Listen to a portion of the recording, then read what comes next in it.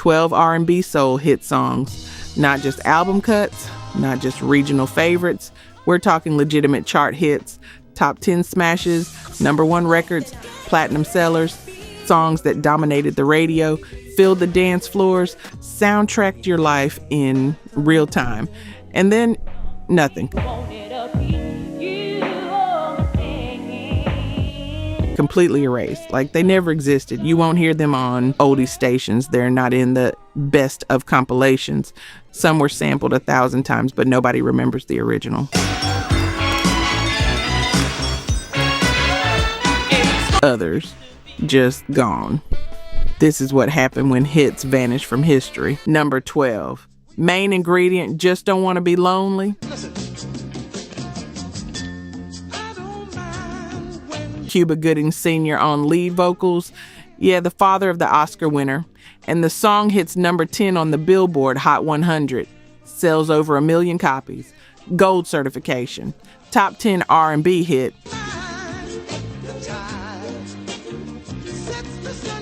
The main ingredient had already scored with Everybody Plays the Fool 2 years earlier, so this wasn't a fluke. This was a legitimate follow-up smash. But here's what people didn't know. Cuba Gooding Sr. was the third lead singer for the group. The first two, Donald McPherson and Luther Simmons Jr., had both left by the time this song dropped. Gooding stepped in, and the group kept going. And Just Don't Want to Be Lonely proved they could still deliver.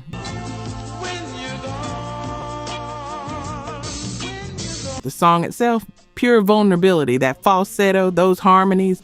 It's about needing someone so badly that you'll take whatever scraps of time they can give you. Not pride, not self-respect, just don't leave me alone. And if you've ever been in that place where you knew the relationship was uneven, but you stayed anyway, you know exactly what that desperation feels like. That's a different kind of heartbreak.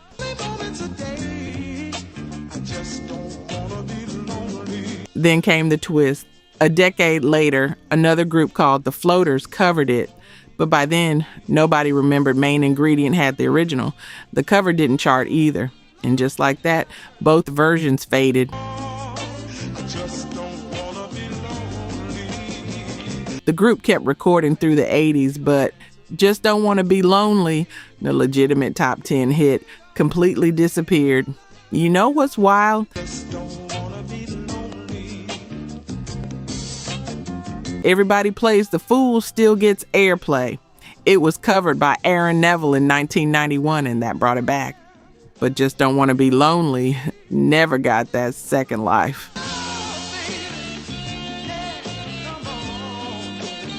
1 million copies sold, number 10 on the Hot 100, and the radio just forgot.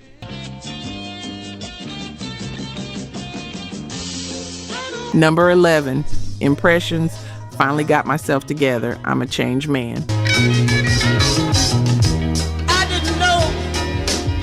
June 1974, the song hits number 1 on the R&B chart, stays there for 2 weeks, reaches number 17 on the Hot 100.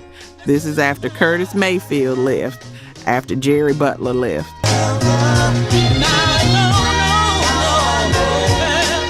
The Impressions had been through 2 legendary lead singers, and they were still scoring number 1 R&B hits. Written and produced by Ed Townsend, the same guy who just finished working with Marvin Gaye on Let's Get It On.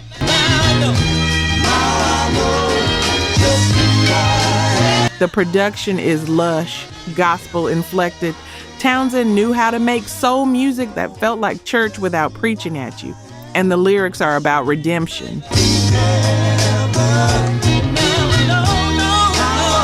A man who's messed up, knows it, and is trying to turn his life around. That simple, that honest. Here's the problem. The Impressions had such a deep catalog, 39 songs on the Hot 100 between 1958 and 1975, that this one just got buried. people remember It's Alright from 1963. They remember Amen. They remember the Curtis Mayfield era, but Finally Got Myself Together. The song that went number one on the R&B chart without Curtis Mayfield, forgotten.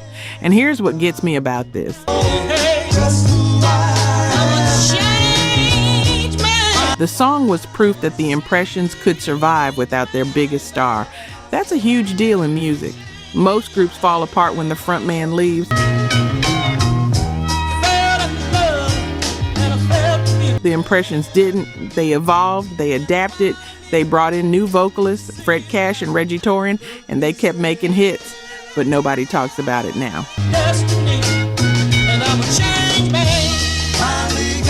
Ed Townsend's production, that number one R&B chart run, the fact that this was their biggest post-Mayfield success, all of it just erased.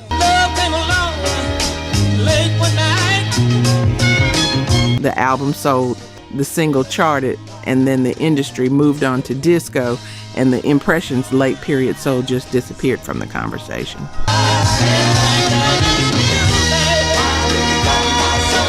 Real talk, only 9% of you are subscribed. That hurts. We're spending hours digging through archives, fact-checking every detail, bringing these stories back to life. And if you're watching this far, you clearly care. So hit subscribe. It's free and takes 2 seconds. Now, to my subscribers, barely any of you have joined the membership. And honestly, that stings even more. You know the work we put in. You keep coming back. If these videos have ever made you feel something, if this music means something to you, join the membership. It's $1 coffee a month, and it's the only way we keep this going. Let's build this together. All right, back to it. Number 10, Bloodstone, Natural High. Kansas City band. 5 guys who started as a doo-wop group called the Sinceres back in 1962 eventually learned to play instruments, became a full band.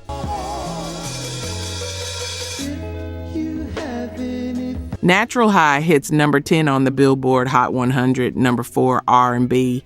The album goes to number 2 on the Soul album chart. This wasn't a fluke. This was a legitimate crossover smash. The song itself feels like floating, smooth harmonies over a mellow groove. Written by bassist Charles McCormick, and despite what the title suggests, it's not about drugs, it's about love. That feeling when you're with someone and everything just lifts. No substances needed, just them. But here's the strange part. In 1997, Quentin Tarantino puts Natural High on the Jackie Brown soundtrack. Suddenly, people who've never heard of Bloodstone are hearing the song in a major film. You'd think that would bring it back, but it didn't. The song got used, it got credited, and then it faded again. Meanwhile, Bloodstone kept recording. They had 8 more top 40 R&B hits through the early 80s. In 1975, they financed and starred in a blaxploitation musical film called Train Ride to Hollywood. Music critic Dave Marsh called it one of the funniest films of the entire blaxploitation boom. The soundtrack was incredible, and the film bombed at the box office. Nobody saw it. So here's what you've got. A number 10 pop hit, a Tarantino soundtrack placement, multiple R&B chart successes, and an underrated film. And somehow, Bloodstone still vanished. The harmonies, the groove, the fact that they were one of the first groups to blend soul with funk and rock influences, all of it forgotten.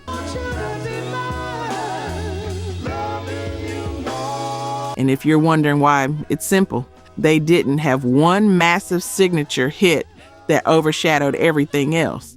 They had consistent success. But in music history, consistent doesn't get remembered. Explosive does. And Natural High was beautiful, but it wasn't explosive enough to stay. Number 9, Shanice, I Love Your Smile.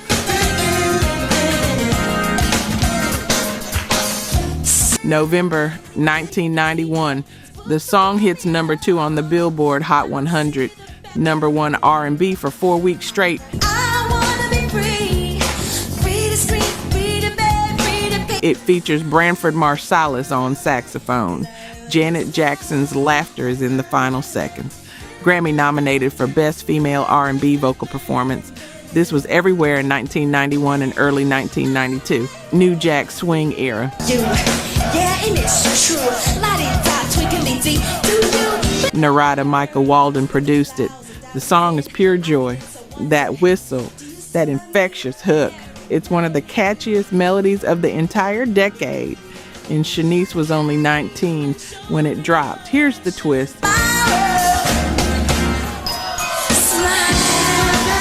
The radio version removed Shanice's rap verse.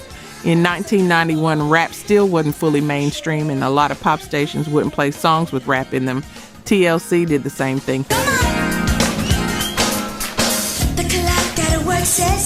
Kim Sims, CeCe Peniston, they all had rap verses that got edited out for pop radio consumption. So there were 2 versions of I Love Your Smile, the album version with the rap and the pop version without it. That split probably didn't help its longevity, but here's what really killed it.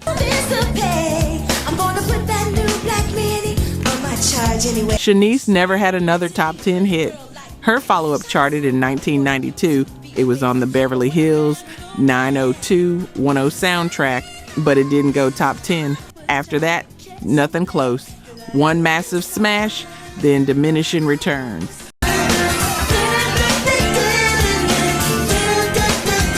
And when an artist only has 1 or 2 big hits, the industry tends to forget them fast. And that's the tragedy here. I Love Your Smile is objectively one of the best pop soul crossover hits of the early 90s.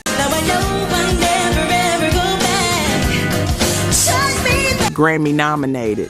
Number 2 on the Hot 100, Branford Marsalis, Janet Jackson's involvement, Narada Michael Walden's pristine production. Everything about it was A-list.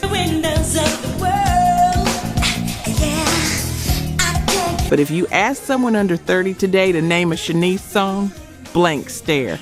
It's not in the 90s nostalgia rotation. It's not on the essential New Jack Swing playlist. It just disappeared.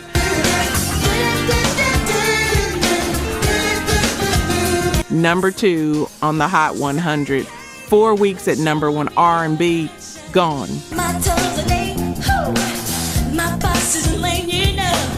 Number 8, Club Nouveau, Why You Treat Me So Bad.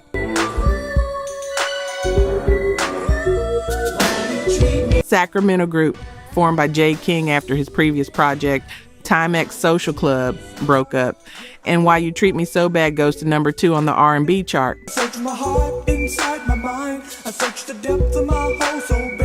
It samples the melody from Timex Social Club's Thinking About You, which King had produced. So it's got this meta quality, a song that references the artist's previous success while launching his new group. The song itself is smooth. G-Funk before G-Funk was fully a thing.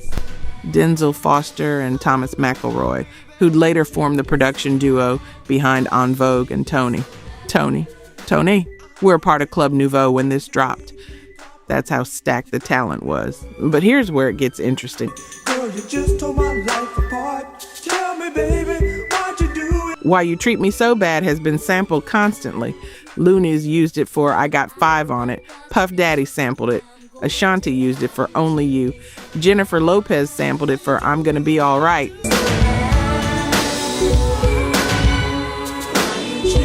Gwen Stefani said hearing this song while No Doubt was on tour inspired her to record Love, Angel, Music, Baby. So the song's DNA is everywhere. It influenced major artists. The It went number 2 R&B, but nobody remembers the original Club Nouveau version. They remember the samples. They remember the artists who used it. But if you play Why You Treat Me So Bad for someone today, they won't recognize it. They'll recognize the beat when Luniz comes in, but Club Nouveau, forgotten. And here's the ironic part. Sorry that you say I hurt you, but you know you hurt me too. Club Nouveau's other 1987 single, their cover of Lean on Me, went number 1 and won a Grammy. That song is still remembered, it's still played, but Why You Treat Me So Bad, which arguably had more cultural influence through its samples, completely vanished as an original recording. I tried to love you, tried to hold you, but you always said. Number 2, R&B chart, sampled by Legends. And the group that made it erased from the conversation. Number 7, DRS, Gangsta Lean. It seems like yes. October 1993. Sacramento group signed to MC Hammer's Roll, With It Entertainment label. Step in, but I can't get past the pain. Gangsta Lean hits number 4 on the Billboard Hot 100, number 1 on the R&B chart for 6 weeks straight, goes platinum, sells over 1.1 million copies domestically, goes number 1 in New Zealand for 3 weeks. This was a global smash. Could you tell him I'll never let go? The song is a tribute. Smooth R&B harmonies over a mellow G-funk beat. It's about pouring out liquor for friends, lost to street violence, cruising in a lowrider, doing the gangsta lean, that relaxed posture where you lean to the side while driving.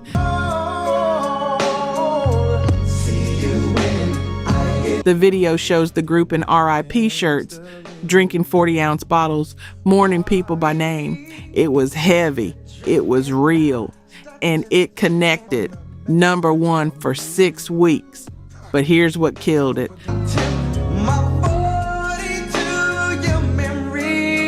The group never had another hit. Their second single flopped. The album peaked at number 34 but dropped fast. And there was controversial content on that album that got them branded as problematic. Radio moved on. And here's the strangest part. A lifetime of memories going down. In 1994, the members of DRS joined a supergroup called Black Men United and recorded You Will Know for the Jason's Lyric soundtrack. That song charted. It got attention. But by then, DRS as a standalone group was already forgotten. You have to go so soon. So you've got a song that went number 1 R&B for 6 weeks, platinum, over 1 million sold, a legitimate cultural moment in 1993, and 20 years later, nobody under 40 knows it exists. This is for my homemade. It's not on the Essential 90s R&B list. It's not in the nostalgia rotation. This is for my homies. That chorus was everywhere in 1993, and now just gone, like it never happened. Number 6, MoKenStef, He's Mine. Female R&B trio from Los Angeles, Monica Bethune, Kenya Hatley, and Stephanie Sinclair. The group's name is literally a combination of their first names, MoKenStef. Their debut single hits number 7 on the Billboard Hot 100. Number 3 R&B goes gold, sells 600,000 copies. The song samples Zapp's Be Alright and Prince's Do Me Baby. That's a heavy sample pedigree, and the song itself is pure 90s confidence. 3 women singing about a man who belongs to them, not asking, not hoping, stating. A remix featuring Grand Puba added even more street credibility. Here's the problem.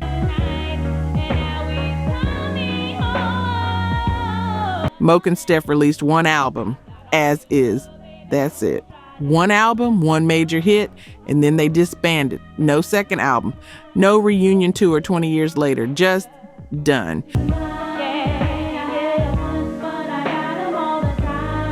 And if you've ever wondered why one album groups disappear so fast, it's this. There's no catalog to keep them alive.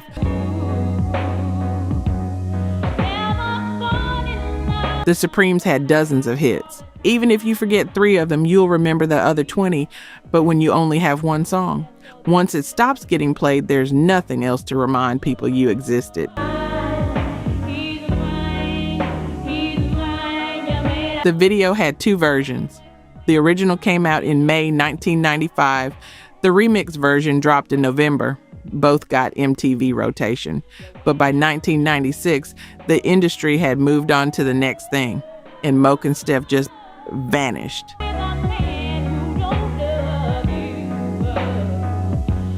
Number 7 on the Hot 100, 600,000 copies sold. Gold certification, a song that sampled Prince and Zapp and made it work, and somehow nobody talks about it now. The group disbanded. The song faded. In He's Mine became a forgotten artifact of mid-90s R&B that only people who were there in real time still remember.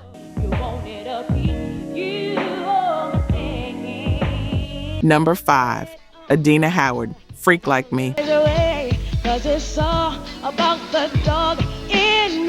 Grand Rapids, Michigan. Adina Howard drops Freak Like Me as her debut single, and it goes to number 2 on the Billboard Hot 100. Number 1 R&B, gold certification. The song is everywhere in the summer of 1995, but here's what made it controversial. Adina Howard was singing explicitly about female sexuality at a time when that was still considered scandalous. She wasn't being coy. She wasn't hinting. She was direct, and she drew fire from feminists and conservatives alike. The album cover showed her in skin-tight shorts leaning on a car. The rest of the album had songs with titles you can't say on the radio. But here's the thing. Adina Howard pioneered this. Before Lil' Kim, before Foxy Brown, before Missy Elliott got her freak on. Adina Howard was the first mainstream female R&B artist to own her sexuality this explicitly in a hit song. Rick James did Super Freak in 1981 about a woman. Silk did Freak Me in 1993 from a male perspective, but a woman singing it from her point of view, that was Adina in 1995. The music video was directed by Hype Williams. The same year he did videos for Brandy, the Notorious B.I.G., LL Cool J. This was A-list production.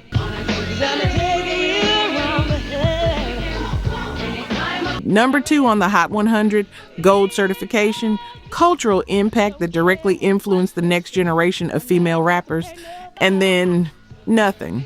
Just for me, if you are that kind of man. Adina Howard had one more top 40 hit in 1996, a cover of Tina Turner's What's Love Got to Do with It that peaked at number 32. After that, she never cracked the top 40 again. So here's the irony.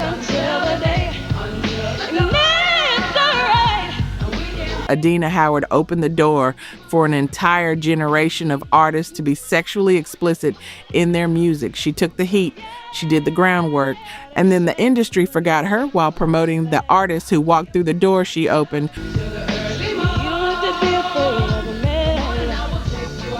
Number 2 on the Hot 100, but the song that changed R&B completely erased.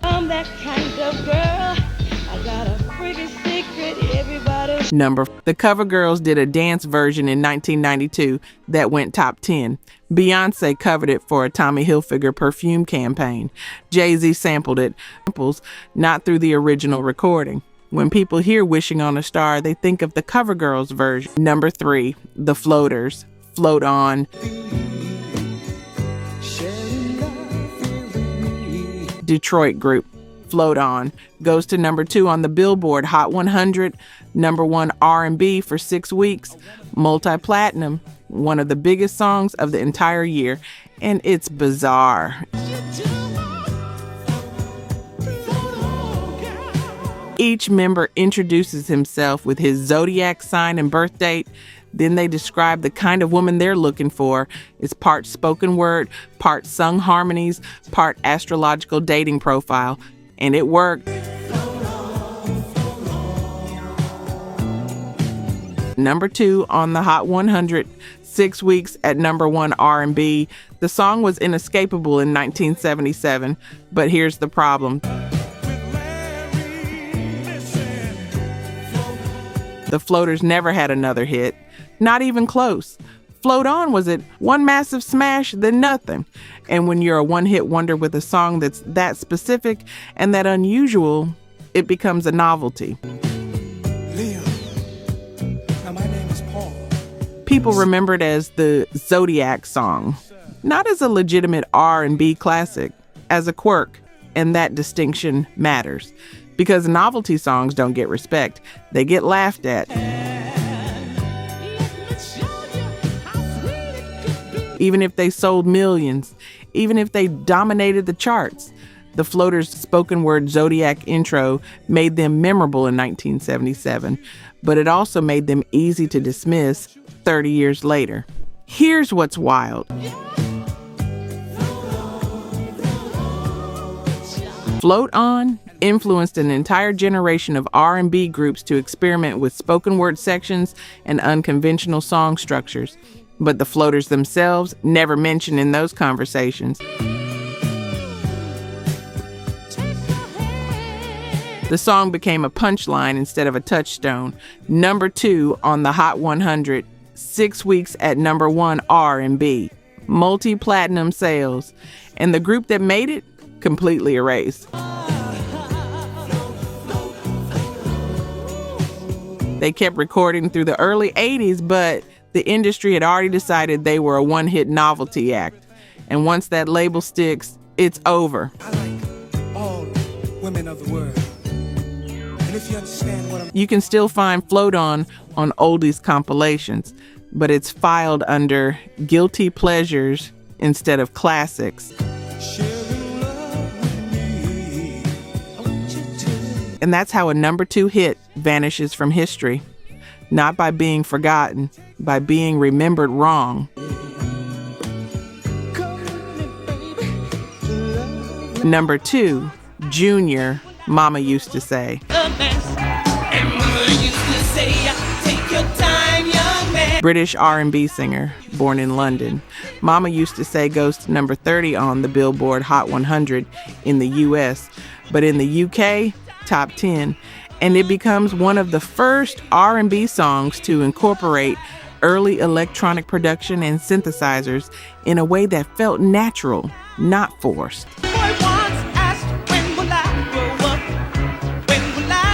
The song is about childhood, a young boy remembering his mother's advice, simple, nostalgic, and Junior's vocal has this earnest quality that makes it work. It's not trying to be slick, it's just honest.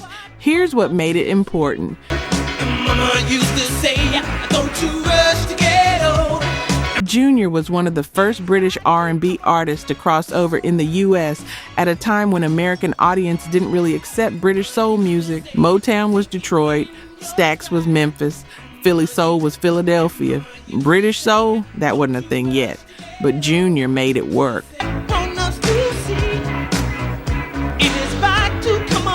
The problem, Junior never had another US hit. He kept recording in the UK and had moderate success there. But in America, Mama Used to Say, was it one top 40 hit, then gone. And Mama used to say, don't you rush to get old. And because he was a British artist without a US presence, there was no touring infrastructure to keep him visible, no radio relationships, no follow-up momentum.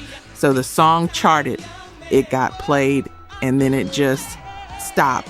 He would act to know the age, to be recognized as one and not And when Junior's name comes up now, if it comes up at all, people say, oh yeah, that guy who did Mama Used to Say.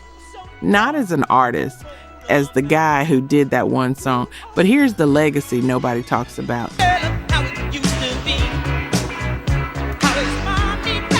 Junior paved the way for British R&B artists to break into the American market. Without Mama Used to Say proving it could be done, you don't get Soul to Soul. You don't get Sade crossing over. You don't get the British soul invasion of the late 80s and early 90s. Junior opened the door, and then history forgot to put his name on it. Number 1, Ramsey Lewis featuring Earth, Wind and Fire, Sun Goddess. Jazz pianist Ramsey Lewis teams up with Earth, Wind and Fire for a jazz fusion track. It goes to number 20 on the Hot 100. Number 12, R&B. But here's what's strange. Another single from that same album, Hot Dog It, also featuring Earth, Wind and Fire, hits number 50 on the pop charts. 2 hits, same collaboration, same year. The song itself is instrumental jazz fusion with electric keyboards, Maurice White's production, and Earth, Wind and Fire's signature horn arrangements. It's sophisticated, it's groovy, and it's completely forgotten now. Here's why. Sun Goddess was released under Ramsey Lewis's name, not Earth, Wind and Fire's. So when people think of Earth, Wind and Fire's biggest hits, they think September, Shining Star, Let's Groove. They don't think Sun Goddess because it's not technically theirs. It's Ramsey Lewis's.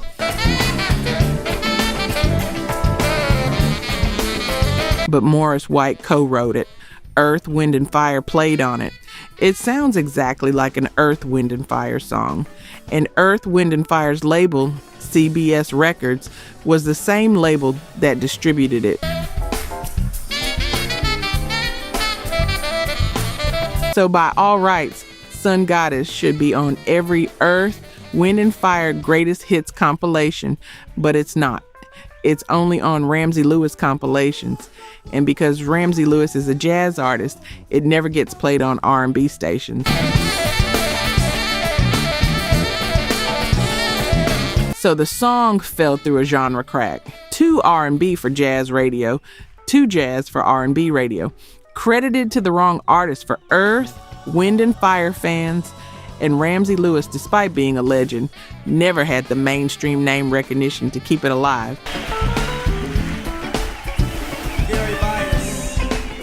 Number 20 on the Hot 100, co-written and performed by one of the biggest bands of the 70s, and somehow nobody knows it exists. That's not just a forgotten hit. That's a song that should have been a standard and got lost in the filing system instead.